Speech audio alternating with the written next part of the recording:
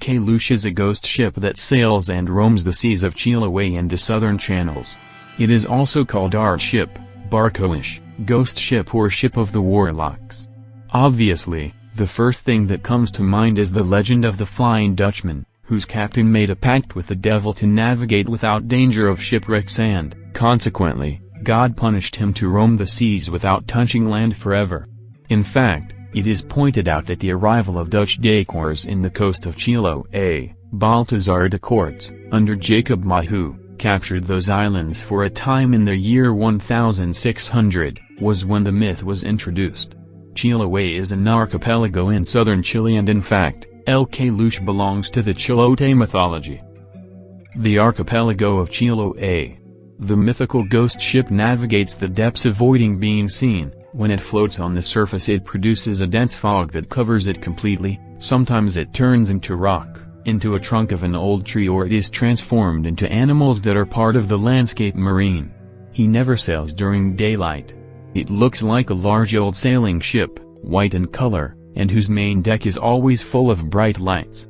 On board there are parties and dances producing noise and music that attracts the sailors who roam the islands, with the sole purpose of adding them to their crew and turning them into slaves who would be cursed for all eternity with one leg bent over their backs.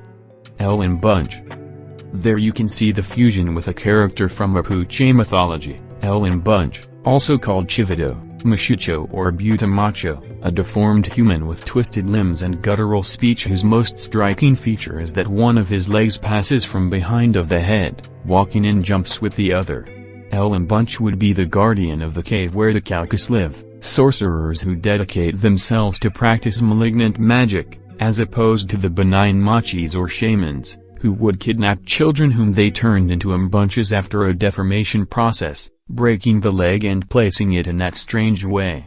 The Caleuches are the protagonists of many legends that are usually grouped under the common heading of the warlocks of Chiloé, which survived and were enlarged by the subsequent clash with Catholicism. In 1880, with independent Chile, there was even a grotesque trial against several of them accused of murder, although they were finally released without evidence because it turned out that they had been convicted under torture.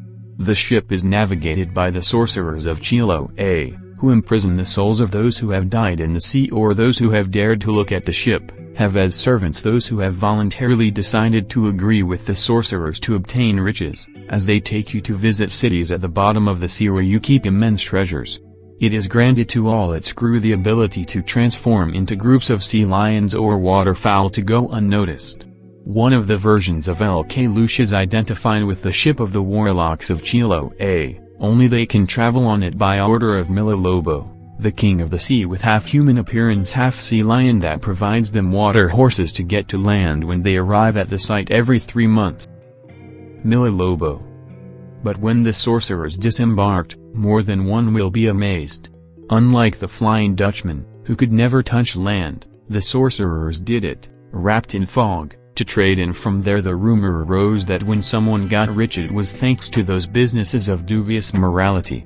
It may seem amazing, but on a date close to 1960, after a terrible earthquake that struck Chiloé, it was said that those whose houses resisted the tremors had reached an agreement with the sorcerers, who had protected them with their magic spells. As we have seen, there is a certain similarity between El Caleuche and the sirens of Greek mythology, who used their seductive songs to attract the sailors and take them to death to devour them.